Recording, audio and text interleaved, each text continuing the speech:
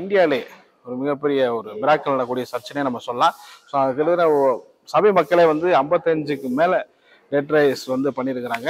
அதே மாதிரி நிறைய மிராக்கல்ஸ் வந்து நடந்துகிட்டே இருக்கு. ஸோ நேரடியாக நம்ம இங்கே வந்து தந்தை அவங்க அப்பா வந்து செத்துட்டாரு. அந்த பையன் வந்து சொன்னா இவர் போய் பார்க்கும்போது அவங்க அப்பா செத்துட்டு இருந்தார்.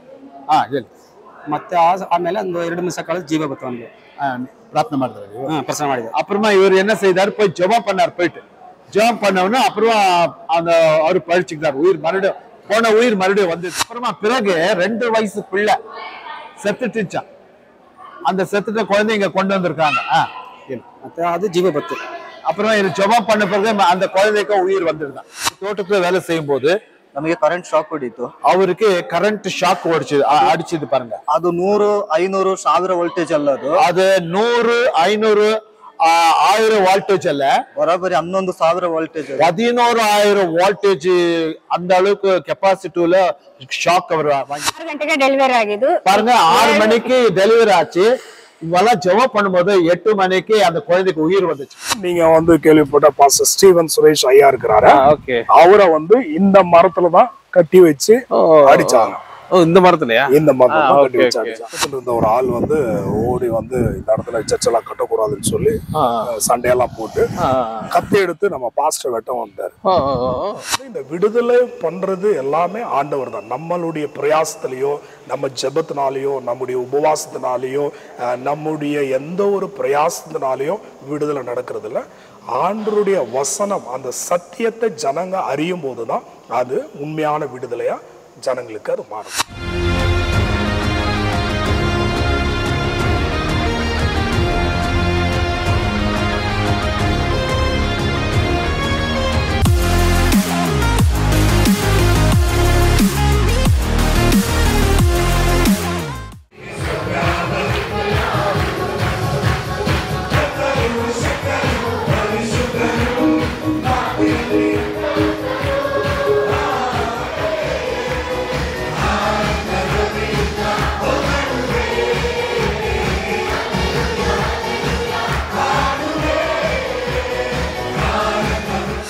என்னுடைய பேர் வந்து பாஸ்டர் பேஷாக். நான் வந்து Shekinah end temple gospel harvest India இந்த சபையினுடைய உதவி போதகராக கடந்த 7 வருடங்களாக நான் ஊழியம் பண்ணிட்டு இருக்கிறேன். இந்த இடம் கர்நாடகா மாநிலத்தில் மைசூர் பட்டணத்துலேருந்து ஒரு 40 கிலோமீட்டர் தூரத்தில் இருக்கிற உன்சூர் அப்படிங்கிற இடத்துல இருக்கிற இடம். இந்த இடத்துக்கு நீங்கள் வந்திருக்கீங்க. இந்த இடம் எப்படிப்பட்ட இடம் அப்படின்னா, ஒரு 7000 பேர் விசுவாசிக்கு இருக்கக்கூடிய ஒரு சபையினுடைய இடத்திற்கு நீங்கள் வந்திருக்கீங்களே.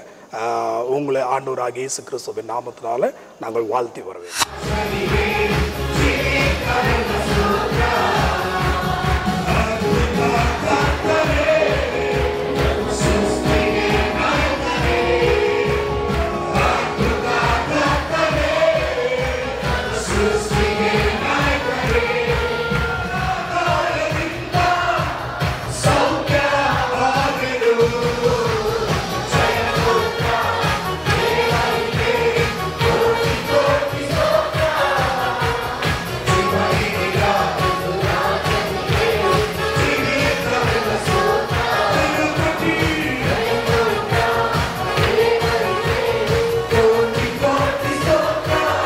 பார்த்தீங்கன்னா பல அற்புதங்கள் இந்த சபையில் வந்து நடந்துட்டு இருக்கு. நிறைய பேருக்கு தெரியுமான்னு தெரியல. ஸோ கிட்டத்தட்ட ஒரு 6,000-7,000 பேருக்கு மேலே இந்த சபைக்கு வர்றாங்க. நிறைய சுற்றில் உள்ள கிராமங்கள்லேருந்து வர்றாங்க. ஸோ இங்கே அற்புதங்கள் மட்டும் பார்த்தீங்கன்னா அளவில்லாமல் நடந்துகிட்டு இருக்கு. ஸோ இங்கே பாஸ்டர் ஸ்டீஃபன் சுரேஷ் அவங்க இருக்காங்க. இங்கே வந்து பார்த்தீங்கன்னா ஒவ்வொரு வாரங்களும் வரக்கூடிய கூட்டங்கள் அதிகம், மிராக்கல் அதிகம். கிட்டத்தட்ட இந்தியாவிலே ஒரு மிகப்பெரிய ஒரு மிராக்கல் நடக்கூடிய சர்ச்சனே நம்ம சொல்லலாம். ஸோ அதுக்கு சபை மக்களே வந்து 55க்கு மேலே டெட் ரைஸ் வந்து பண்ணியிருக்கிறாங்க. அதே மாதிரி நிறைய மிராக்கல்ஸ் வந்து நடந்துகிட்டே இருக்குது. ஸோ நேரடியாக நம்ம இங்கே வந்து விசிட் பண்ண வந்திருக்கோம். ஸோ இன்றைக்கி இந்த சபையினுடைய ஃபுல் டீட்டெயில்ஸ் அற்புதங்கள்லாம் பார்க்க போகிறோம். வாங்க நம்ம வீடியோக்குள்ளே போகலாம்.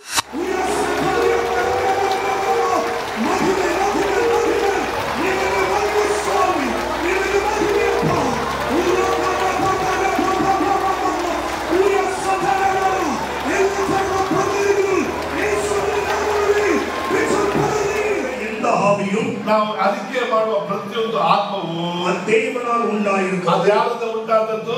ಯಾರಾல் ಉಂಟಾಯಿತು? ಅದನ್ನ ನಾವು ಯಾರು ಅರಿಕೆ ಮಾಡಕ್ಕೆ ಬಂದಿದ್ದೇವೆ? ಇದಕ್ಕೊಂಡು ಎದೆ ಅರಿಕೆಪಡ ಬಂದಿರುக்கிறோம். ಮಾಂಸದಲ್ಲಿ ಯೇಸು ಅನುಭವಿಸಿಬಿಟ್ರು. ಯೇಸು ಅನುಭವಿಸಿದ. ಇದು ನಾನು ಅನುಭವಿಸಬೇಕಾದ ಇದು ಅನುಭವಿக்க வேண்டிய அவசியம் ಇಲ್ಲ. ಈಗ ನಮ್ಮ ಮನೆಗೆ இப்போ என்னுடைய வீட்டுக்கு ಲೈಟ್ ಬಿಲ್ ಬರ್ತದೆ, ಕರೆಂಟ್ ಬಿಲ್ வருது. ನಾನು ನಮ್ಮ ಮಿಸ್ಸಸ್ ಹೇಳ್ತೇನೆ, நான் என்னுடைய மனைவிக்கு சொல்றேன், ನಾನು ಲೈಟ್ ಬಿಲ್ ಕಟ್ಟಿಬಿಟ್ಟಿದ್ದೇನೆ, நான் கரண்ட் ಬಿಲ್ கட்டிட்டேன் ಅಂತ ಹೇಳ್ಬಿಡ್ತೇನೆ என்று சொல்லுகிறேன். ಲೈಟ್ ಬಿಲ್ ಅವರು ಮತ್ತೆ ಬರ್ತಾ இப்போ கரண்ட் அந்த வசூலிக்கிறவங்க ಮೇಡಮ್ ಲೈಟ್ ಬಿಲ್ ಕಟ್ಟಿ, மேடம் கரண்ட் பில் கட்டுங்க. ಹಾಗೇನ್ ಹೇಳ್ತಾರೆ? அப்ப என்ன சொல்லுவாங்க? ಏನ್ ಹೇಳ್ತಾರೆ? ಹೇಳಿ ಬಾಯಿ ತೆಗೆದು ಏನ್ ಹೇಳ್ತಾರೆ? ಅದನ್ನೇ ನೀವು ಹೇಳ್ತೀರಾ, ಅದನ್ನ நீங்க சொல்றீங்க. ಅದನ್ನು ಹೊತ್ತ ಹೋಗಲ್ಲ.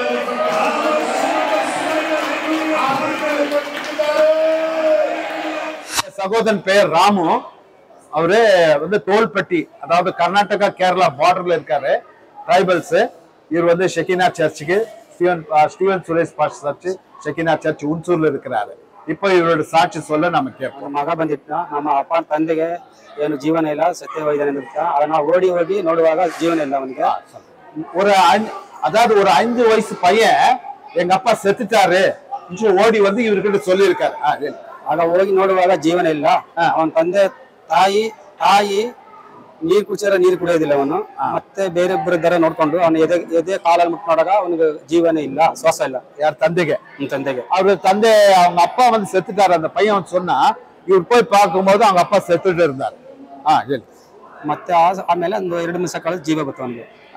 பிரார்த்தனை ಮಾಡಿದ್ರು. ಪ್ರಶ್ನೆ ಮಾಡಿದೆ. அப்புறமா இவர் என்ன செய்தாரு? போய் ஜெபம் பண்ணார். போயிட்டு ஜெபம் பண்ணவொன்னு அப்புறம் அந்த அவரு பழிச்சுக்கிட்டாரு. போன உயிர் மறுபடியும் வந்தது. ಬಂದು ಮೇಲೆ ರೂಮಿಗೆ ಹಾಕಿದಾಗ ಒಂದ್ ಸ್ವಲ್ಪ ಅವನಿಗೆ ಕಾಫಿ ಟೀ ಬೇಕಂತ ಟೀ ಕೊಟ್ಟ ಅವನಿಗೆ. அப்புறமா அவர் எழுந்து டீ கேட்டாராம், டீ கொடுத்தாங்க, ಟೀ ಕುಡಿಚಾರಾம். ಮತ್ತೆ ಬೇರೆ ಒಂದು ಮಗು ರಾತ್ರಿ 10 ಗಂಟೆ ತಗೊಂಡು ಬಂತಾರೆ ಮಗುಗೆ. ಬೇರೆ ಒಂದು ಜಾಗ ತಗೊಂಡು ಬರ ಮನೆಗೆ ಬರುವಾಗ 10 ಗಂಟೆ ತಗೊಂಡು ಬರೋ ಮಗುಗೆ ಜೀವನ ಇಲ್ಲ. ನಾವು ಪ್ರಾರ್ಥನೆ ಮಾಡಿ. மகுக்கு ಎಷ್ಟು ವಯಸ್ಸು? 2 ವಯಸ್ಸು. அப்புறமா பிறகு 2 வயசு பிள்ளை செத்துட்டுச்சான். அந்த செத்துட்ட குழந்தை இங்க கொண்டு வந்திருக்காங்க. ಮತ್ತೆ ಅದು ಜೀವ ಬತ್ತು.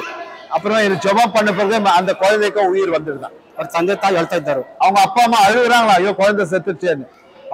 ஜெபம் பண்ணவொன்னா மறுபடியும் உயிர் வந்துதான். ಜೀವ ಬಂದ ಮೇಲೆ ಎಲ್ಲರಿಗೂ ಖುಷಿ ಆಯ್ತು. அது வந்த பிறகு எல்லாருக்கும் ரொம்ப சந்தோஷமாயிடுச்சான். ಮತ್ತೆ ನಾನು ಜೀಪ್ ಓಡಿಸುವ ಕೆಲಸವನ್ನ ಕರ್ಕೊಂಡು ಹೋಗುವಾಗ இவரு வேலைக்கு போகும்போது ஜீப்ல போயிருக்கிறாரு. ಜೀಪ್ ಡ್ರೈವರ್ ಎತ್ಕೊಂಡು ಹೋಗುವಾಗ ಬೇರೆ ಕಾಲು ಹಾಕೊಂಡು ಸಾಯ್ತಾ ಇದ್ದ. ಇಳಿದು ನಾನು ಪ್ರಾರ್ಥನೆ ಮಾಡಿ ನೀರೆಲ್ಲ ಮುಚ್ಚಲು ಮಕ್ಕಳಿಗೆ ಮುಟ್ಟುವಾಗ யார் செத்து ಹೋದ್ರು? ಬೇರೊಬ್ಬರು ಸತ್ತು ಇದ್ದು. அவரு ஜீப்ல வேலைக்கு போகும்போது வேற ஒருத்தர் செத்துட்டாங்க. ಮತ್ತೆ ಅವ್ರಿಗೆ ನಾನು ಪ್ರಾರ್ಥನೆ ಮಾಡಿ ನೀರೆಲ್ಲ ಮುಟ್ಟಿ ಅವನ ಕೈಗೆ ದೇವರ ಹೆಸರು ಏಸಪ್ಪ ನೀನು ಗುಣಪಡಿಸಿಕೊಡ್ಬೇಕಂತ ಹೇಳಿದಾಗ ಅವನ ಪಟ್ಟಣ ಅವನ ಜೀವ ಬತ್ತು. பாருங்க, இவர் போய் அங்கே போய் ஜெபம் பண்ணிக்கிற, இயேசுவே இந்த மகனுக்கு உயிரை தாங்க, சுகப்படுத்துங்க சொல்லி ஜெபம் பண்ணணும். பட்டுன்னு உயிர் வந்துச்சா பாருங்க. ದೇವರ ನಾಮಕ್ಕೆ ಸ್ತೋತ್ರವಾಗ್ಲಿ. கர்த்தருடைய பரிசுத்த நாம ஸ்தோத்திரம். ಸಾಕ್ಷಿ ಏನಂದ್ರೆ ನಾವು ಕೂಲಿ ಕೆಲಸ ಮಾಡೋರು. அவர் வந்து கூலி வேலை செய்கிறாரு. ನಾವು ತೋಟಕ್ಕೆ ಕೆಲಸಕ್ಕೆ ಹೋಗ್ಬೇಕಾದ್ರೆ அவர் தோட்டத்துல வேலை செய்யும் போது ನಮಗೆ ಕರೆಂಟ್ ಶಾಕ್ ಹೊಡೀತು. அவருக்கு கரண்ட் ஷாக் அடிச்சது பாருங்க. ಅದು 100, 500, 1000 ವೋಲ್ಟೇಜ್ ಅಲ್ಲ. அது 100, 500, 1000 வால்டேஜ் அல்ல, ಬರೋಬ್ಬರಿ 11,000 ವೋಲ್ಟೇಜ್. 11,000 வால்டேஜ் அந்த அளவுக்கு கெப்பாசிட்டில ஷாக் அவர் வாங்கி இருக்கிறாரு. ನಾವು ತೋಟದಲ್ಲಿ ಏಣಿ ತಕೊಂಡು ಹೋಗ್ಬೇಕಾದ್ರೆ அவரு தோட்டத்துல ஏணி எடுத்துட்டு போயிருக்கிறாரு. ನಮಗೆ ತಗಲ್ತು. அவருக்கு ஷாக் ಹೊಡೀತು. அப்போ ஷாக் அடிச்சிருக்கு பாருங்க. ಶಾಕ್ ಹೊಡೆದು ನಾವು ಫುಲ್ ಬೇಯ್ತಾ ಇದ್ದೆ. அவரு வெந்துனுக்கிறார ஷாக் அடிச்சிட்டு. ಅಲ್ಲಿಂದ ನಮ್ಮ ಸಹೋದರ ಮಿಥುನ್ ಅಂತ ಹೇಳೋನೊಬ್ಬ, அவருடைய சகோதர மிதுன் ஒருத்தர் வந்து ಅವನು ಬಂದು ನನಗೆ ಶಾಕ್ ಹಿಡಿಬೇಕಾದ್ರೆ ಅವನು ಬಂದು ಹಿಡ್ದ. இவருக்கு ஷாக் அடிக்கிறதுனா மிதுன் அவருடைய சகோதரன் வந்து இவரை பிடிச்சிருக்கிறார், காப்பாத்த. ಅವನಿಗೂ ಶಾಕ್ ಹೊಡಿತು. அவருக்கும் ஷாக் அடிச்சது பாருங்க. ಅವನು ದೂರ ಬಿದ್ದೋಗ್ಬಿಟ್ಟ. அவன் தூரத்துல போய் விழுந்துட்டான். ಮತ್ತೆ ಅವನು ಎದ್ದು ಬಂದು மறுபடியும் அவன் எழுந்து வந்து ಸೌದೆ ತಕೊಂಡು ನನ್ನ ಹೊಡೆದು ಬೀಳಿಸಿದ. ஒரு பெரிய மரத்தை கொண்டு வந்து அடிச்சிருக்கிறாரு. ಅಲ್ಲಿಂದ ನಾನು ಬಿದ್ದು 20 ನಿಮಿಷ ನನಗೆ ಜೀವ ಇತ್ತಿಲ್ಲ. அதுல இருந்து அவர் விழுந்து இவருக்கு சகோதரன் ரவிக்கு 20 நிமிஷம் பேச்சு மூச்சே இல்ல. ಅಲ್ಲಿಂದ ಅವರು ಎಲ್ಲಾ ಸಹೋದರಗಳನ್ನ ಕರೆದು அப்ப அவன் எல்லாரும் கூடி அங்கெಲ್ಲ ஜனங்க கூடி ಆಗ ಅವನು ಪ್ರಾರ್ಥನೆ ಮಾಡಿದ, ಯೇಸು ನಾಮದಲ್ಲಿ ನೀನು ಎದ್ದೇಳು ಎಂಬುದು. அந்த மிதுன் வந்து இவருக்காக ஜெபம் பண்ணிக்கிற, இயேசு நாமத்தால் எழுந்து நடன்னு சொல்லி ஜெபம் பண்ணிருக்கிறாரு. ನಾನು 20 ನಿಮಿಷದಲ್ಲಿ ಎದ್ದು ಬಂದೆ. 20 ನಿಮಿಷದ எழுந்து ಬಂದಾರಪ್ಪ. ಅಲ್ಲಿಂದ ನನ್ನ ಹಾಸ್ಪಿಟಲ್ಗೆ ಕರ್ಕೊಂಡು ಹೋದ್ರು. பிறகு ஹாஸ்பிடல் கூட்டிட்டு போயிருக்காங்க. ನಾನು ಸತ್ತೋಗ್ಬಿಟ್ಟಿನಿ ಅಂತ ಯೋಚನೆ ಮಾಡಿದೆ. அங்க இவர் நினைச்சுதான் நான் செத்துடும் அவ்வளவுதான் நினைச்சிட்டு இருந்தாரு. ಅವರು ಸಹೋದರ ನೀನು ಯೇಸು ನಾಮದಲ್ಲಿ ಬಿಡುಗಡೆ, ಯೇಸು ನಾಮದಲ್ಲಿ ಬಿಡುಗಡೆ ಅಂತ ಹೇಳಿ. ஆனாலும் மித்தூன் இவருக்கு சொன்னாரு, உனக்கு இயேசு நாமத்தால் விடுதலை, இயேசு நாமத்தால் உனக்கு அற்புதம் சொல்லி இருக்காரு. ಅಲ್ಲಿಂದ ನನ್ನ ಮಾನಂದವಾಡಿ ಹಾಸ್ಪಿಟಲ್ಗೆ ಕರ್ಕೊಂಡು ಹೋದ್ರು. பிறகு மானந்தவாடி ஹாஸ்பிடல் கூட்டிட்டு போயிருக்காரு. ಕೈ ಕಾಲುಗಳೆಲ್ಲ ಸುಟ್ಟೋಗಿತ್ತು. கை காலெல்லாம் வெந்து போயிடுச்சு. ಅಲ್ಲಿಂದ ನನಗೆ 3 ತಿಂಗಳು 6 ತಿಂಗಳು ಬೇಕಾಗಿದ್ದ ಗಾಯ ವಾಸಿ ಆಗಬೇಕಿದ್ದ ಇದು அந்த காயம் வந்து கிட்டத்தட்ட 3 மாசத்துல 6 மாசம் வரைக்கும் அவ்வளவு நாள் ஆகணுமா அந்த காயம் ஆறுறது இருக்கு. ಅದು ನನಗೆ ಬರೋಬರಿ 10 ದಿನದಲ್ಲಿ ನನಗೆ ದೇವರು ವಾಸಿ ಮಾಡಿದ್ರು. ஆனா 6 மாசத்துல சுகமாக வேண்டிய அந்த காயங்கள் வந்து 10 நாள்ல காயம் வாசி நல்லா ஆயிடுச்சுங்களா. ದೇವರು ನಮಗೆ ಸ್ತೋತ್ರ. அந்த 7வது மாசம் போய் செக்அப் போகும்போது டாக்டர் செக் பண்ணி குழந்தை வயிற்றுல கர்ப்பப்பையில செத்து 3 நாள் ஆயிருக்குது. அதனால குழந்தை செத்து போச்சு, இனி நீயும் பொழைக்க மாட்ட, நீ மைசூர் போனாலும் ஒண்ணும் முடியாது, பெங்களூர் போனாலும் எதுவும் ஆகாதுன்னு சொல்லிட்டாங்க டாக்டர். ಆಮೇಲೆ 7 ಗಂಟೆಗೆ ಪ್ರಿಯಾಪಟ್ಟಣದಿಂದ ಆಟೋ ಮಾಡ್ಕೊಂಡು ಹೋದ್ರು. பிறகு அவங்க வீட்டுக்கு வந்துட்டாங்க, ಆಟೋ பண்ணிட்டு வந்தாங்க. ಅಲ್ಲಿಂದ ನಾನು ಹೇಳಿದೆ, ದೇವ್ರು ನನಗೆ ಇಷ್ಟು ದಿನ ಮಕ್ಳು ಕೊಟ್ಟಿದ್ದಿಲ್ಲ, ಇವತ್ತು ಮಕ್ಳು ಕೊಟ್ಟಿದ್ದಾರೆ, ಜೀವನ್ ಕೊಡ್ತಾರೆ, ಸತ್ತ ಮಗ್ಗೆ ಜೀವನ್ ಕೊಡ್ತಾರೆ, ನನ್ ದೇವ್ರು ಜೀವ ಕೊಡೋ ದೇವ್ರು ಅಂತ ನಾನು ಪ್ರಾರ್ಥನೆ ಮಾಡಿ ಮನೆಗೆ ಬಂದ್ಮೇಲೆ 6 ಗಂಟೆಗೆ ಡೆಲಿವರಿ ಆಯ್ತು. பாருங்க, இந்த அம்மா சொன்னாங்க, கர்த்தர் எனக்கு 7 மாசம் குழந்தை கொடுத்துக்கிறாரு, அவர் கண்டிப்பா செத்துட்டு இருந்தாலும் கர்த்தர் அந்த குழந்தை உயிரை கொடுப்பாரு, எனக்கும் உயிரை கொடுப்பாரு சொல்லிட்டு விசுவாசத்தோட வீட்டுக்கு வந்துட்டாங்க. ಆಮೇಲೆ ಎಲ್ಲ ಪ್ರಾರ್ಥನೆ ಮಾಡಿದ್ಮೇಲೆ 6ನೇ ಟೈಮ್ಗೆ ಡೆಲಿವರಿ ಆಯ್ತು. 6 ಗಂಟೆಗೆ ಡೆಲಿವರಿ ಆಯ್ತು.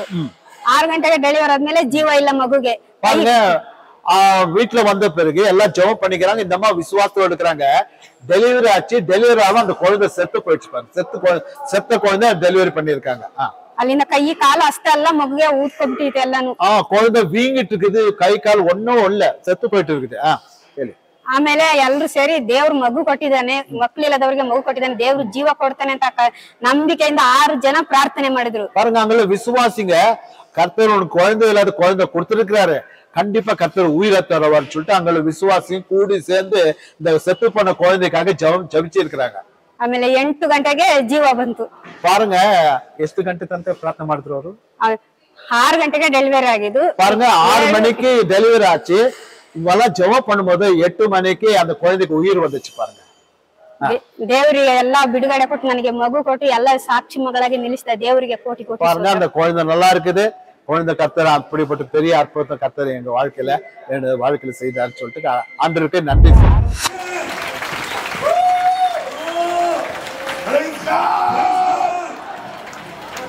நிரபராதி குற்றமற்றவர்களா, பரிசுத்தரோ, பரிசுத்தவான்களா,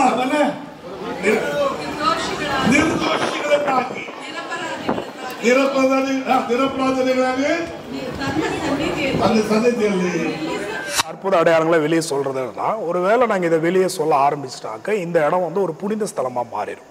அதனால இந்த காரியத்தை நாங்கள் வெளியே சொல்றதில்ல.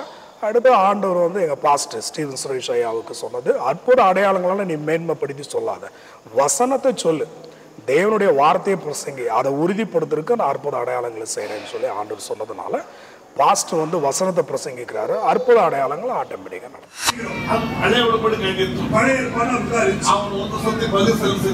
பலி கொடுத்த பின்னே அது 1 வருஷம் கேரண்டி, ஒரு வருஷம் கேரண்டி. திரும்ப வரும்போது அவர் பலியை கொண்டு வரும். அது நித்தியத்துக்கு ஒரே பலியா, அதுக்கு நான் அதுக்காக இருக்கிற மிராக்கிள் அற்புதங்கள் நிறைய நடக்குது. ஓகே, அது முக்கியமா பாத்தீங்கன்னா டெட் ரைசிங். இந்தியாலே ஒரு டெட் ரைசிங் அதிகம் நடக்குதுன்னா இங்கே தான் நடக்குது. அப்படிங்கிற ஒரு எவ்வளோ டெட் ரைசிங் நடந்திருக்கு என்ன? ஏறக்குறைய இந்த ஊழியம் ஆரம்பிக்கப்பட்டு இந்த நாள் வரைக்கும் நீங்கள் பார்த்தீங்கன்னாக்க ஏறக்குறைய 53-54 பேர் மரித்து போனவங்க உயிரோட எழுப்பியிருக்கிறாங்க. இது எப்படி சொல்லணும் அப்படின்னா, இது ஆக்சுவலாக சொல்றதுக்கு எங்களுக்கு பாஸ்டருடைய பெர்மிஷன் இல்லை. ஓகே, இதை சொல்லி நம்ம இது பண்ணக்கூடாதுங்கிறதான். ஏன்னா அற்புதங்களை சொல்லி வெளியே வெளியே ஸ்பிரிட் ஆயிருக்கு. ஏன்னாக்கா நீங்க மார்க் எழுதின சுவிசேஷத்தில் நீங்க வாசித்து பார்த்தீங்கன்னா, அவங்க வசனத்தை எங்கெல்லாம் பிரசங்கித்தார்களோ அங்க அந்த வசனத்தை உறுதிப்படுத்துறதுக்கு ஆண்டவர் அநேக அற்புத அடையாளங்களை பண்ணி உறுதிப்படுத்தினார்னு சொல்லி, இதுல அற்புதங்கள் அடையாளங்கள் மரித்தவர்கள் உயிரோட எழுப்பியிருக்கிறாங்கன்னா வெறும் மரித்தவர்கள் மாத்திரம் இல்ல, கேன்சர்ல இருந்து குணமாயிருக்கிறவங்க இருக்கிறாங்க, எய்ட்ஸ்ல குணமாயிருக்கிறவங்க இருக்கிறாங்க. கேன்சர் அப்படின்னு சொன்னாக்கா மார்பக கேன்சர், கழுத்து பக்கத்துல வந்த கேன்சர், அப்படிப்பட்ட நிலைமையில இருந்தவங்களும் உயிரிழந்து இருக்காங்க. ஈவன் குஷ்டரோகி கூட குணமடைஞ்சு அவங்க வந்து இங்க வந்து இந்த சபையில வந்து கிருஷ்ணப்பா அப்படின்னு சொல்ற ஒருத்தர் இருந்தாரு. எனக்கு ரொம்ப ஆச்சரியமான விஷயம் என்ன இருந்துச்சுன்னா, அந்த டெட் ரைசிங் இருந்துச்சு. ஏன்னா நிறைய பிராக்கள் வந்து நிறைய சபை நடக்கும். பட் இது வந்து பாஸ்டர்ஸால நடந்த, அவர் ஜபத்துமா நடந்ததா இல்ல மக்களே இது பண்ணாங்கன்றாங்க?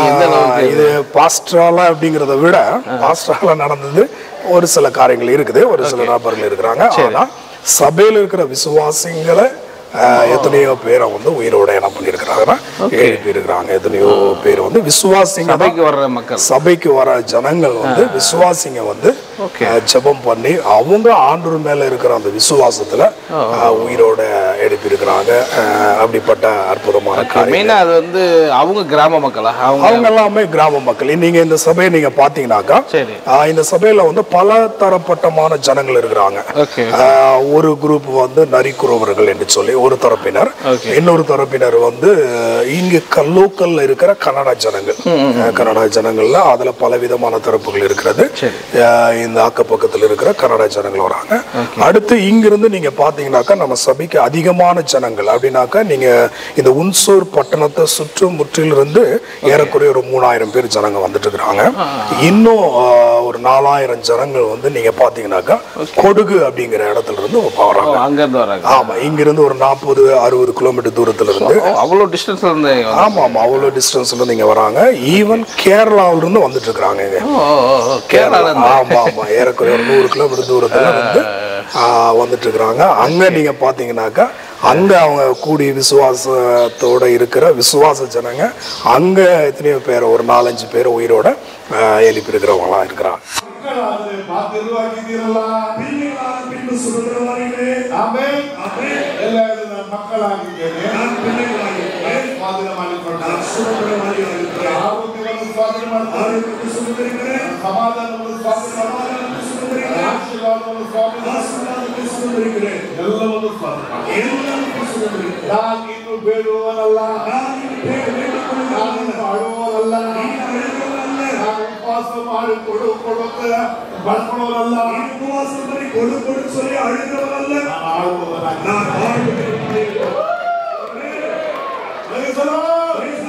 ஆச்சரியமான விஷயம் இந்த சர்ச்சை பற்றி சொல்லுங்கள். ஆக்சுவலி இவ்வளோ க்ரௌடு வருது, இவ்வளோ மிராக்கல் நடக்குது.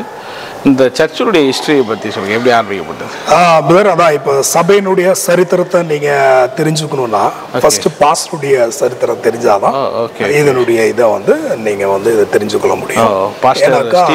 பாஸ்டர் ஸ்டீஃபன் சுரேஷ் அவரை பற்றி தெரிஞ்சாதான். ஏன்னா அவரும் இங்கே வர வரைக்கும் ஒரு சின்ன ஒரு ஒரு என்ன சொல்றதுன்னா ஒரு குழு ஜனங்க தான் இங்க இருந்தாங்க. ஒரு எண்ணி சொல்ற அளவுக்கு தான் இருந்தாங்க. ஒரு 20-25 பேர் தான் இருந்தாங்க. ஆனாலும் இங்க வந்து ஊழியம் வந்து ஆரம்பிக்கப்பட்டது 90க்கு முன்னாலே ஆரம்பிக்கப்பட்டது, 90க்கு முன்னாலேயே. பட் இங்க ஏற்கனவே ஊழியம் பண்ண எத்தனையோ ஊழியக்காரங்க வந்து இந்த இடத்துல இருந்த ஒரு எதிர்ப்பின் நிமித்தமா, உபத்திரவத்து நிமித்தமா, அடி உத வன்முறை நிமித்தமா இந்த இடத்துல வந்து ஊழியம் செய்ய முடியாத மாதிரி போயிடுச்சு. ஆமா, பயங்கரமான உபத்திரவம், பயங்கரமான அடி உதை, போலீஸ் கேஸ் ஆகி ஸ்டேஷன்ல போயிருந்து இந்த காஸ்பல் சொன்னது, இந்த சுவிசேஷம் சொல்றது நிமித்தமா வந்து ஏறக்குரிய அந்த 96 அப்படின்னா 1996ல இருந்து இன்னைக்கு 2023 வரைக்கும் ஏறக்குரிய ஒரு 27-28 தடவை அடிபட்டு போலீஸ் ஸ்டேஷன் போய் அங்க போலீஸ் கையில் அடி வாங்கி ஜனங்கள் அடிச்சு, அதான் அந்த நரிக்குறவர்கள் மத்தியில் மரத்துல கட்டி போட்டு அடிச்சு அவங்க கட்டி போட்டு, ஆமா இந்த நரிக்குறவர்களுக்கு சுவிசேஷம் சொல்ல போகும்போது அந்த மரத்துல கட்டி வச்சு அடிச்சு. இந்த இடத்துலதான் நீங்க வந்து கேள்விப்பட்ட பாஸ்டர் ஸ்டீஃபன் சுரேஷ் ஐயா இருக்கிறாரு. அவரை வந்து இந்த மரத்துலதான் கட்டி வச்சு அடிச்சாங்க. இந்த மரத்துலயா? இந்த மரத்துல கட்டி வச்சு அடிச்சாங்க. இந்த மரத்துல கட்டி இங்க உள்ள இந்த ஏரியா உள்ள மக்கள், ஆமா இந்த ஏரியால இங்க இருக்கிற இவங்க வீட்டுக்காரங்களும் இந்த ஏரியா மக்களும் காஸ்பல் சொல்ல வரும்போது, சுவிசேஷம் சொல்ல வரும்போது கட்டி வச்சு அடிச்சாங்க. இப்போ எப்படி இருக்கு? இன்னைக்கு யார் கட்டி வச்சு அடிச்சாங்களோ அவங்க எல்லாருமே விசுவாசி ஆயிட்டாங்க. இந்த இடி கிராமத்திலேயே முழு கிராமத்திலேயே 5 வீடை விட்டு மீதி இருக்கிற எல்லாருமே விசுவாசிகளா இருக்கிறாங்க. இங்க சர்ச் கூட கட்டியிருக்கிறோம். சூப்பர். அந்த ஊர்ல இருந்து கொஞ்சம் வெளியே வரும்போது ஒரு பிரிட்ஜ் ஒன்று வரும், பாலா அப்படிங்கிற இடத்துல ஒரு தடவை ஒரு குரூப் வந்து அடிச்சு அவருடைய இந்த தாடையே உடைச்சு விட்டாங்க. உடைச்சு இந்த மாதிரி ஒரு வீட்டுல ஜெபம் பண்ணும்போது வந்து கதவை உடைச்சு உள்ள வந்து இவரை எப்படியாவது இந்த ஊரை விட்டு துரத்தணும்னு சொல்லி இந்த உன்சூர் பகுதியில் இருக்கிற எல்லா முத்திலும் அப்படின்னா சுற்றிலும் இருக்கிற ஜனங்கிட்ட சைன் வாங்கி, நம்ம இப்ப இந்த இடத்துல இருக்கிறோமே பழைய சர்ச் நீங்க பாத்தீங்கன்னாக்கா அந்த இடத்துல இருக்கிற வீதியில் இருக்கிற எல்லா ஜனங்களும் சேர்ந்து சைன் பண்ணி பாஸ்ட் இந்த ஊர்ல இருக்க கூடாது, எங்க பாஸ்ட் வந்து இந்த ஊருக்கு வந்ததுனாலதான் ஸ்டீவன் சுரேஷ் அவர் வந்ததுனாலதான் எங்க ஊர் வந்து தீட்டுப்பட்டுருச்சு, இவர் இருக்கிறதுனால வந்து எங்க ஊர் வந்து சரியில்லை அப்படின்னு சொல்லி பாஸ்ட் மேல கம்ப்ளைண்ட் கொடுத்து டிசி வரைக்கும் போய் டிசியில இருந்து வந்து இங்கெல்லாம் இன்வெஸ்டிகேஷன்லாம் ஆராய்ச்சியெல்லாம் பண்ணி என்ன நடக்குது எப்படி நடக்குதுன்னு சொல்லி அவ்வளோ காரியங்களாகி இப்போ பாஸ்டர் பேர்ல வந்து போலீஸ் ஸ்டேஷன்ல இவ்வளோ கேஸ் எல்லாம் ஃபைல் ஆகி இது ஆகிருக்குது. ஸோ இவ்வளோ உபத்திரவத்தின் மத்தியில தான் கர்த்தருடைய சுவிசேஷத்தை அவர் வந்து உயிருக்கு கூட பயப்படாம மரித்தாலும் வாழ்ந்தாலும் அவருடைய ஊழியத்திற்காக செய்யணும்னு சொல்லி இந்த உன்சூர் பண்றது. அதே மாதிரி அவர் ஆரம்பிச்ச நாட்கள் அந்த இடங்கள்லாம் வந்து சின்ன இடங்களா தான் இந்த இடம் இருக்காது. இந்த இடம் எவ்வளவு கூட்ட கிரௌடோட அவங்க ஆரம்பிச்சாங்க? எனக்கு ஒரு நீங்க சொன்னா போனா ஒரு 10-15 பேர் ஆரம்பிச்சதுல 7000 பேர் இன்னைக்கு வந்து ஒரு 7000 பேர். ஸோ அந்த மாதிரியான அந்த இடங்கள் அது ரொம்ப எத்தனை இடங்கள் அப்படி மாறி வந்திருக்கீங்க? பாஸ்ட் வந்து இந்த உன்சூருக்கு வர்றதுக்கு முன்னால இங்கிருந்து ஒரு 10 கிலோமீட்டர் தூரத்துல தர்கா அப்படிங்கிற ஒரு இடம் இருக்குது. 1996 வந்து அங்கதான் அவர் வந்து அந்த ஏரியாவுக்கு வந்து ஜெபம் பண்ணி அங்க வந்து சுவிசேஷத்தை அறிவித்து அந்த இடத்துல தான் வந்து ஆரம்பிச்சாரு. அப்படிங்கிற இந்த இடத்துக்கு தான் பாஸ்டர் ஸ்டீவன் சுரேஷ் அவங்க வந்து 1994 வந்து இங்க வந்து பெங்களூர்ல இருந்து இங்க வந்து ஊழியம் பண்ணிட்டு வந்து போயிட்டு இருந்தாரு. 20-30 பேர் இருந்திருப்பாங்க அந்த டைம். அந்த டைம்ல ஒரு 20-30 பேர். ஏன்னா அப்பதான் வந்து ஆரம்ப நாட்கள் வந்து சரி. ஸோ அப்போ வந்து எல்லாம் இது பண்ணிட்டு இருந்தாரு. அப்போ இந்த இடத்த வந்து வாங்குறதுக்கு ஆர்டர் இது பண்ணாரு. இந்த இடம் வந்து 40க்கு 70 சைஸ்ல இது இருக்குது. அப்ப சரி இந்த இடம் வாங்கியாச்சுன்னு சொல்லி நம்ம சர்ச் கட்டலாம்னு சொல்லி நீங்க வந்து வேலை ஆரம்பிச்ச உடனே இந்த பக்கத்துல இருந்த ஒரு ஆள் வந்து ஓடி வந்து இந்த இடத்துல சர்ச் எல்லாம் கட்டக்கூடாதுன்னு சொல்லி சண்டையெல்லாம் போட்டு கத்தி எடுத்து நம்ம பாஸ்டர் வெட்ட வந்தாரு. ஆமா, ஆனா ஆண்டவர் அற்புதமா அதுல இருந்து பாதுகாத்து அதுல இருந்து வெளிவரும்படியாக ஆண்டவர் செஞ்சாரு. அப்புறம் அப்படியே விட்டுட்டு ஒரு 10 வருஷத்துக்கு அப்புறம் கொஞ்ச நாள் ஆனதுக்கு அப்புறம் யாரு வெட்ட வந்தாரோ அவரே வந்து சொன்னாரு, எங்கப்பா அவங்க ஃபாதர் எங்க இருக்கிறாருன்னு சொல்லி நம்ம சர்ச்சில் இருக்கிற இன்னொரு பிரதரை பார்த்து கேட்டு அவரை கூப்பிடு, அந்த இடம் உங்களுக்கு என்ன எவ்வளவு இருக்குதோ நீங்க பார்த்து நீங்க என்ன பண்றீங்களோ பண்ணிக்கிங்கன்னு சொல்லிட்டு அவரே வந்து காட்டி இந்த இடத்துல அளந்து சர்ச் கட்டுறதுக்கு இது பண்ணாரு. 2012 அந்த வருஷத்துல ஒரே வாரத்துல இந்த ஷெட் போட்டு ஆரம்பிச்சு இப்ப வாரம் ஞாயிற்றுக்கிழமை தோறும் ஆராதனை நடக்குது. காலையில 8 மணில இருந்து 10 மணி வரைக்கும் இங்க ஆராதனை வந்து நடந்துட்டு இருக்கோம். இந்த இடத்துக்கு வந்து பாஸ்டர் சாமுவேல் அப்படிங்கிறவர் வந்து வாரம் வந்து இங்க. அதுக்கு 96க்கு பின்னாலதான் இந்த உன்சூர் பட்டணத்துல வந்து ஊழியத்தை ஆரம்பிக்கணும்னு சொல்லி ஆரம்பிச்சு இந்த உன்சூர்ல முதல் தடவை ஆராதனைன்னு சொல்லி நடந்த இடம் வந்து சாராய் கடலை தான் பாஸ்டர் வந்து ஆராதனை நடத்தினார். பாஸ்டர் ஸ்டீவன் சுரேஷ் அவங்க சாராய் கடை வாடகைக்கு எடுத்து அது வந்து பால் அடைஞ்சு ஒண்ணும் இல்லாம இருந்துச்சு. அப்போ அவங்கள்ட்ட வாடகைக்கு எடுத்து அதை கிளீன் பண்ணி அங்கதான் வந்து முதல் ஆராதனை இந்த உன்சூர்ல வந்து ஆரம்பிக்கப்பட்டது. அதுக்கு பின்னாலதான் இந்த சிக்க உன்சூர் அப்படிங்கிற ஒரு இடத்துல இடம் வாங்கப்பட்டு ஒரு 60க்கு 40ங்கிற மாதிரி ஒரு இடம் வாங்கி அங்க வந்து சபை கட்டப்பட்டுருச்சு. அது நிரம்பி வழி ஆரம்பிச்சதுக்கு அப்புறம் தான் இந்த இடத்த வந்து வாங்கும்படியாக ஆண்டவர் உதவி செய்தாரு. இது வந்து 150க்கு 90 இருக்கு. இப்ப புதுசாவும் நீங்க இதுவும் நிரம்பி வளையறதுனால இப்ப புதுசா ஒரு 2.25 ஏக்கரா இங்க இருந்து ஒரு 1 கிலோமீட்டர் தூரத்துல வந்து நம்ம வந்து இடம் வாங்கி இப்ப கட்டிட்டு இருக்கிறோம். ஆர்டர் இருக்கிறதுனால அது முடிக்கப்படும். அதி சீக்கிரத்துல அந்த இடத்துலயும் நம்ம வந்து ஆராதனை பண்றதுக்கு. ஏன்னா இங்க பாத்தீங்கன்னாக்கா உங்க கண்ணால பாத்துருப்பீங்க, ரோட்ல வீதியில ஜனங்க நின்று வசனத்தை கேட்கிற ஒரு நிலைமை. ஏன்னா வந்து எல்லாரையுமே உள்ள வந்து எங்களால் என்ன செய்ய முடியறதில்ல, உட்கார வைக்க முடியாதனால அப்போ கூட எல்லாம் நெருக்கி ஒருத்தர் மேலே ஒருத்தர் வந்து சாஞ்சி கால் போட்டு உட்காந்து வசனத்தை கேட்டு போகிறாங்க. அதனால அதிசீக்கிரமாக நம்ம வந்து என்ன பண்ணோம்னா அங்கே போய் ஆராதிக்கிறோம் அப்படின்னு சொல்லி அந்த இதை கட்டிட்டு இருக்கிறோம்.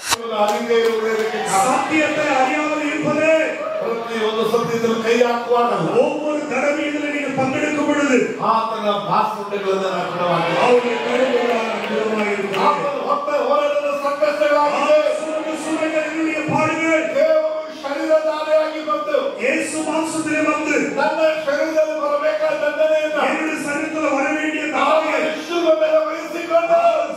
ஏற்றுக்கொண்டு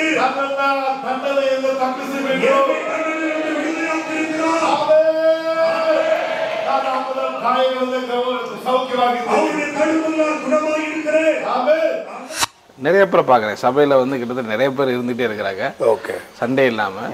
ஸோ இவங்களுக்கான உணவுகளும் நீங்கள் ஆமாம் சார். இது வந்து இங்கே நீங்கள் பார்த்தீங்கன்னா டெய்லி வந்து ஏறக்குறைய காலையில் மத்தியானம் ராத்திரி ஒரு எப்போதுமே ஒவ்வொரு நாளும் ஒரு 100லேருந்து 150 பேர் வந்து சாப்பிட்றதுக்கு நம்ம வந்து உணவு வந்து நம்ம கொடுத்துட்டு இருக்கிறோம். இதுல விசேஷமா யாருனாலும் வந்து அப்படியா இது அப்படி இல்ல, ஆனாலும் வரவங்க வந்து சாப்பிட்டு வெளியே வந்து சாப்பிட்டு போறாங்க.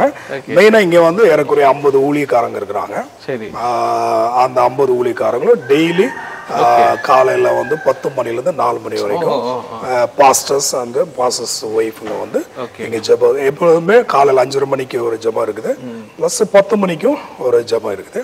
அந்த 10 மணி ஜெபத்துக்கு குடும்பமா ஊழியம் பண்றவங்க எல்லாருமே இங்க வரணும். அடுத்து நீங்க வந்து நீங்க பாத்தீங்கன்னாக்க இந்த சபையில வந்து கணவனால கைவிடப்பட்டு குடும்பத்தால கைவிடப்பட்டு காது கேட்காம கண்ணு தெரியாம அப்புறம் வந்து ஜனங்களை நம்பி மோசம் போய் மன அளவுல பாதிக்கப்பட்டு அப்படிப்பட்டவங்களும் இங்க வந்து இருக்கிறாங்க. ஆமா ஆமா ஆமா, அவங்க எல்லாம் வந்து குடும்பத்தாலையும் சொந்த பந்தத்தினாலையும் அனுப்புறது இல்ல சபையிலே. ஆமா ஆமா, இங்க அவங்க வந்து இயேசு சாமி மேல அவங்களுக்கு ஒரு விசுவாசம் இருக்கிறதுனால இப்ப நம்மளும் அடைக்கலம் கொடுக்கலன்னு சொன்னா அவங்க வேற எங்க போவாங்க. அதனால சிலர் வந்து இங்கேயே வந்து இருந்து காலையில மத்தியானம் ராத்திரி இங்கேயே சாப்பிட்டுட்டு இருக்காங்க. இது ஒரு பாஸ்டர் வந்து குடும்பமா இருக்கிறாருன்னா இப்போ வந்து பாஸ்டர் குடும்பம் வேற நாங்க வேற அப்படி இல்லாம நாங்கெல்லாம் எல்லாருமே ஒரே குடும்பம் அப்படிங்கிற ஒரு விதத்துல தான் நம்ம வந்து இங்க இருந்துட்டு இருக்கிறோம். அவர் கூட நம்மளை வந்து ஒரு குடும்பமா ஒரு இயக்கமா ஒரு ஸ்தாபனமா ஒரு சபையா பார்க்காம எங்களை வந்து ஒரு கூட பிறந்த ஒரு தம்பி மாற தங்கச்சி மாற இப்படிதான் நம்மளை வந்து ஒரே குடும்பமா நம்மளை பாக்குறாரு. இப்போ வந்து நாங்க வந்து ஒரே குடும்பமா தான் இந்த ஊழியத்தை வந்து நாங்க வந்து செஞ்சோம்.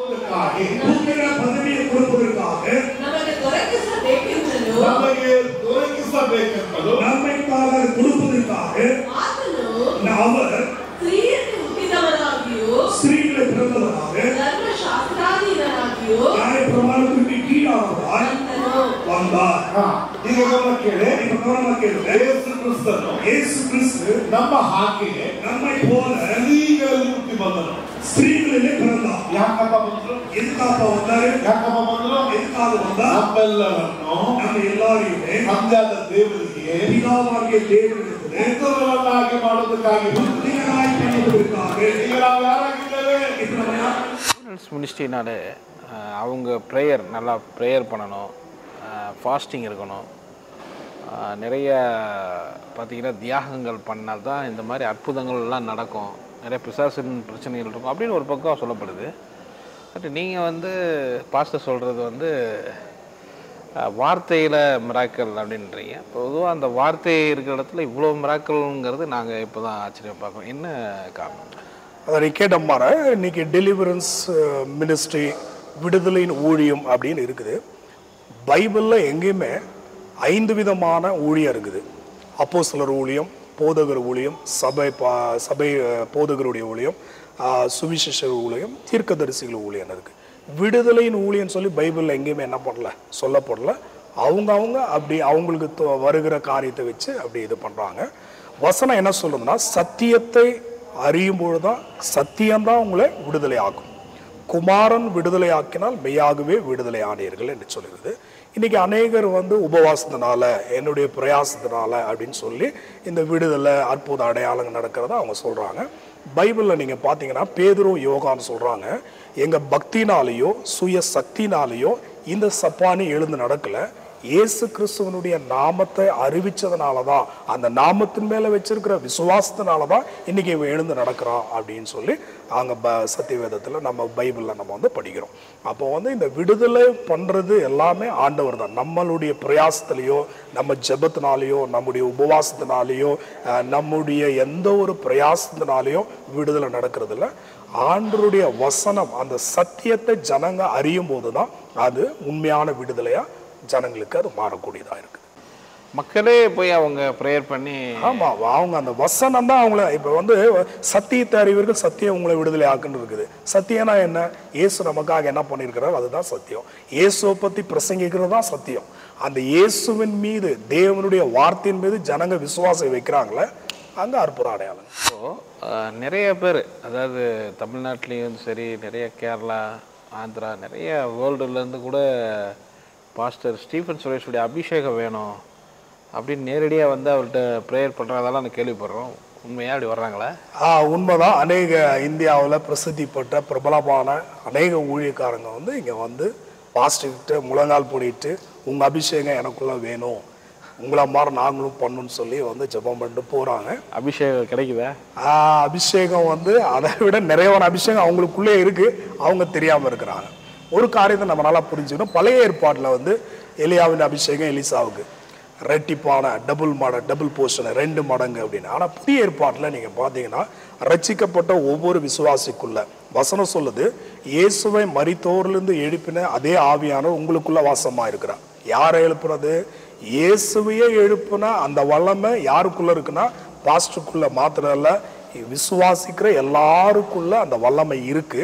இதை வந்து புரியாம இருக்கிறதுனால, இதை குறித்த அறிவு இல்லாம இருக்கிறதுனால, இவர்கிட்ட போய் நம்ம கை வச்சு ஜெபம் பண்ணா அவர் அபிஷேகம் நமக்கு வந்துடும், இவர்கிட்ட போய் கை வச்சா இந்த வல்லமை நம்ம பெற்றுக்கொள்ளலாம்னு சொல்லி இன்னைக்கு வந்து அநேக பிரபலமான ஊழியர்கள் அந்த சத்தியத்தினுடைய அறிவு இல்லாம அநேகர் வந்து இங்க வந்து ஜெபம் பண்ணிட்டு போறாங்க.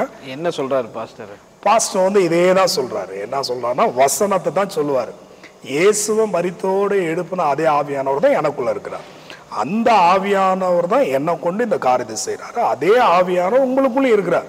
நீங்க விசுவாசிங்க, விசுவாசிக்கிறவனுடைய உள்ளத்திலிருந்து ஜீவ நதிகள் என்ன பண்ணும், புறப்படணும் வசனம் சொல்லுது. அப்ப நீங்க விசுவாசித்தான்னா தேவனுடைய மகிமையை நீங்க காண்பிக்க.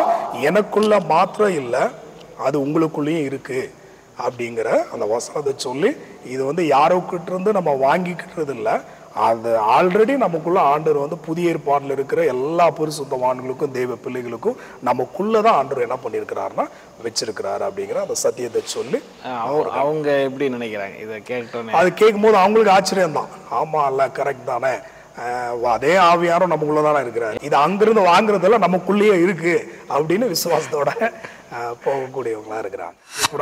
ஃபர்ஸ்ட் காலனி அப்படிங்கிற அந்த எல்லாமே ஒவ்வொரு எல்லா வீடுமே வா.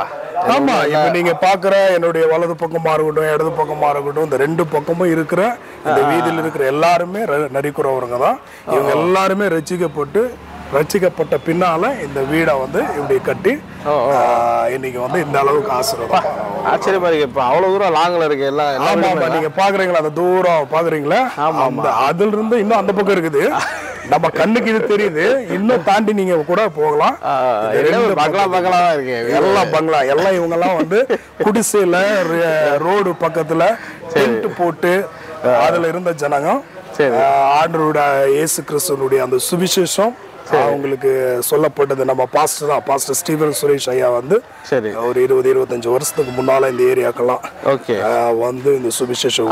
இவங்கெல்லாம் அந்த ரோட்ல வாழ்ந்த ஜனங்கள் தானே? ஆமா ஆமா. இன்னைக்கு கூட நீங்க தமிழ்நாட்டுல காரமடை, மேட்டுப்பாளையங்கள்லாம் பாத்தீங்கன்னாக்கா இவங்கெல்லாம் வந்து இன்னைக்கும் டென்ட்ல தான், ஷீட் வீடு, ஓடு வீடு, அந்த மாதிரிதான் அவங்க இருக்கிறாங்க. இந்த மாதிரி வந்து டூப்ளெக்ஸ் வீடு கட்டி பங்களா கட்டி வாழ்றது வந்து இந்த கர்நாடகா மாநிலத்துல மைசூர் டிஸ்ட்ரிக்ட்ல உன்சூர் தாலுக்குல பச்சராஜபுரா அப்படிங்கிற இந்த கிராமத்துல இருக்கிற ஜனங்க வந்து உண்மையாவே ஆண்டவருடைய அந்த சுவிசேஷம், இயேசு ஒரு மனுஷனுடைய வாழ்க்கையில இவ்வளவு பெரிய மாற்றத்தை ஏற்படுத்த முடியுமா அப்படிங்கிறது இது ஒரு உதாரணமா. ரொம்ப ஆச்சரியமா இருக்கு. ஆச்சரியமா